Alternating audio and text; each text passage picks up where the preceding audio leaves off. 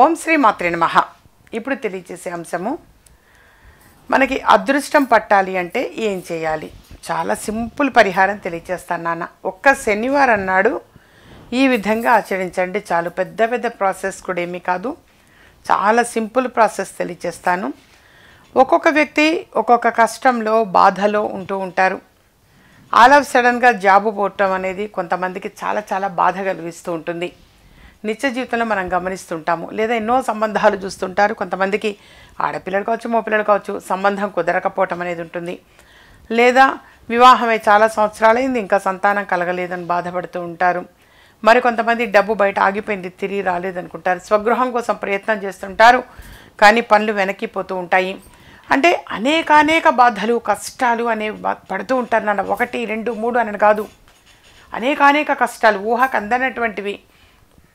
ఇలాగూ అంటే దానికి అలా ప్రధాన కారణం గ్రహాలు ఇబ్బంది పెడితేనే. ఎప్పుడు కూడా నేను చెప్పేది, గ్రహాలు ఇబ్బంది పెడితేనే ఇలాంటి కష్టాలు అనేటువంటివి ఫేస్ చేస్తూ ఉంటారు.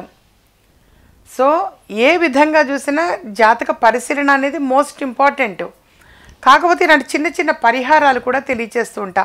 ఏ గ్రహాలు ఇబ్బంది పెట్టినా వాటిని ఓవర్కమ్ చేసుకోవాలి అని అంటే ఏం చేయాలి? మరి కష్టాలు వస్తూ ఉంటాయి, కానీ దాన్ని ఎదుర్కోవటం ఎలా, అది కదా మనకు కావాలి, ఇంపార్టెంట్. అందుకని ఎటువంటి కష్టం వచ్చినా కానీ ఆ కష్టాలన్నీ కూడా తొలగిపోవాలి అని అంటే మరి భగవదానుగ్రహం వల్ల డెఫినెట్గా తొలగిపోతాయి నాన్న. అది ఏలినాటి శని కావచ్చు, అష్టమ శని, అర్ధాష్టమ శని, శని మహర్దశ, అంతర్దశ. మరి కొంతమందికి కుజుడు ఇబ్బంది పెడుతూ ఉంటాడు, రాహుకేతువులు ఇబ్బంది పెడుతూ ఉంటాయి. అసలు కొంచెం కాదు, అసలు కుజుడు ఇబ్బంది పెట్టడం అనేది కూడా తట్టుకోలేరు. అలాగే రాహుకేతువులు కూడా అంతే, చాలా సఫర్ అవుతూ ఉంటారు.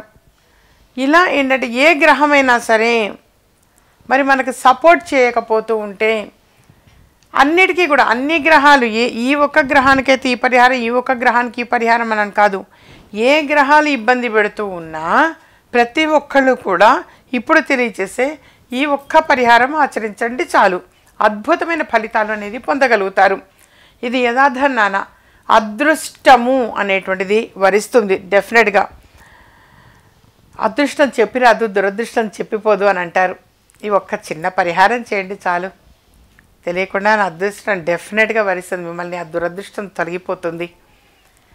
అయితే దానికల్లా ఆంజనేయ స్వామివారి గుడిలో మీరు ఆచరించవలసింది, మన ఇంటి నుంచే వరిపిండిలో కొంచెం కొద్దిగానే బెల్లం వేసి నీళ్లు పోసి ప్రమిదలా చేసుకోండి. ముందు జస్ట్ ఒక ప్రమిదలా చేసి పెట్టుకోండి. అందులో ఒక స్క్వేర్ షేప్లో లేదా బెల్లము అనేటువంటిది, కొంచెం బెల్లం అందులో పట్టేటట్టుగా ఉండాలి.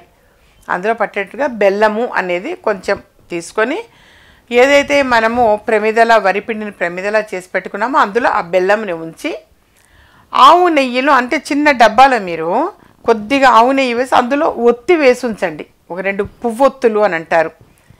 ఆ పువ్వొత్తి అనేది ఇలా ఉంటుంది, కింద కొంచెం ఉండి పైన ఇట్లా ఒత్తి, ఆ 2 ఒత్తుల్ని అలా చక్కగా ఆవు నెయ్యిలో ముంచి బెల్లం గడ్డ పైన ఇలా పెట్టండి. ఆ 2 ఒత్తులు కూడా, ఆ 2 ఒత్తుల్ని కలిపి కూడా ఒక ఒత్తిగా చేయవచ్చు. అలా పెట్టండి. పెట్టేసి అది ఆంజనేయ స్వామి వారి గుడిలో చక్కగా మీరు కాస్త శుభ్రం చేసుకొని అక్కడ పసుపు కుంకుమతో ముగ్గు వేసి ఆంజనేయ స్వామి వారి గుడిలో వెలిగించండి చాలు. మీరు చేయాల్సిన చిన్న ప్రక్రియ, స్వామివారి గుడిలో మీరు ఈ దీపారాధన అనేది చేయండి చాలు. ఒక్క శనివారం చాలు. ఈ విధంగా చేశారంటే అదృష్టం పట్టడం ఖాయం, దురదృష్టం అంతా దూరమైపోతుంది. ఎటువంటి గ్రహాలు ఇబ్బంది పెడుతూ ఉన్నా సరే అవన్నీ కూడా మీకు అనుకూలంగా మారుతాయి. ప్రతి సమస్యకి ఇది చక్కని పరిహారం నాన్న. ఈ చిన్న పరిహారం ఆచరించండి చాలు. డెఫినెట్గా అదృష్టం మిమ్మల్ని వరిస్తుంది. మా ఛానల్ సబ్స్క్రైబ్ చేసుకోండి, షేర్ చేయండి. ఇలాంటి మరిన్ని ఇంట్రెస్టింగ్ వీడియోస్ చూడాలనుకుంటే మా ఛానల్ని సబ్స్క్రైబ్ చేసుకోండి. పక్కన కనిపిస్తున్న ఈ గంట సింబల్ని ప్రెస్ చేయండి.